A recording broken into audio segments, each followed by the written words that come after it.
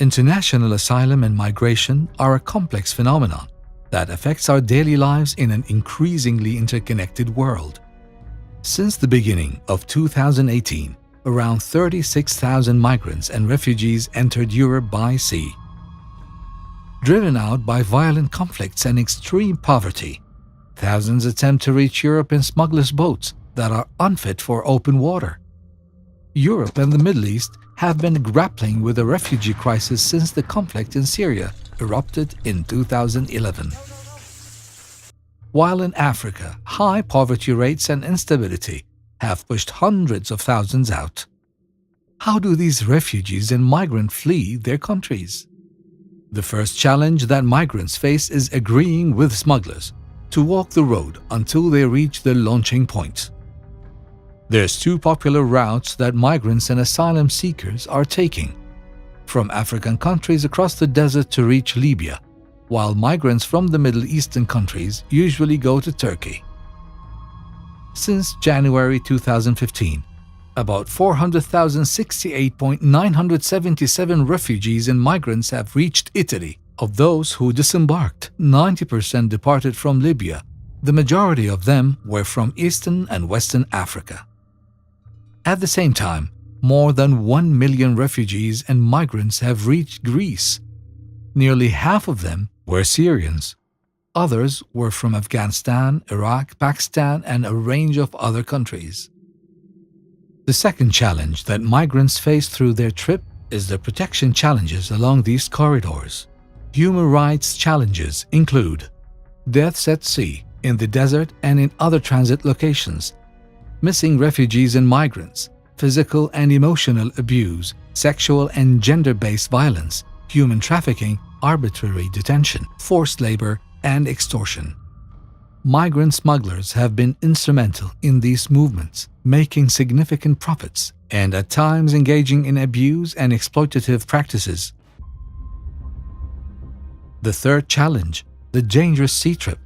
Since the beginning of 2018, about 800 people have drowned, while 35,455 others have made it.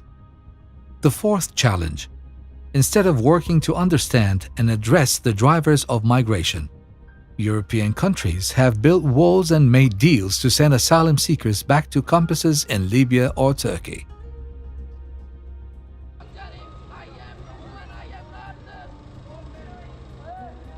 The fifth challenge that migrants face if they manage to reach Europe is being kept in camps in Greece or Italy.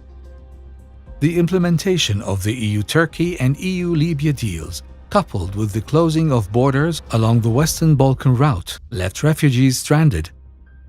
The goal of the deal was to halt refugees' trajectory into Europe. More insidious forms of discrimination can involve restricting freedom of movement outside of camps and limiting or denying employment rights.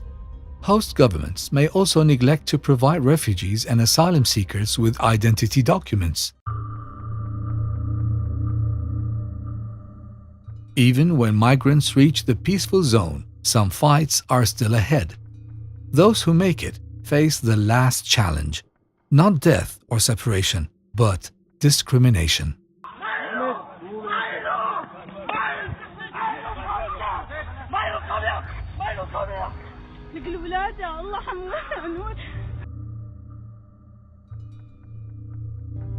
Media and politics.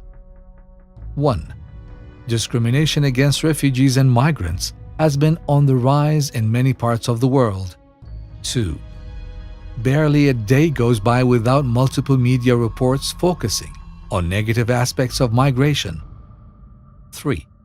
Populist extremist parties exercise an outside influence over European politics during the year. Refugees frequently experience widespread hostility and intolerance. Recommendations. Euro-Med Monitor calls for protecting refugees as stated in the Dublin Convention, the European Convention on Human Rights, and the New York Declaration for Refugees and Migrants. Holding those responsible for incitement and discrimination against refugees accountable. EU countries must take all appropriate measures to comply with their international obligations while handling the refugees. The international community must fully support EU countries in order to cope with refugees as part of a shared responsibility.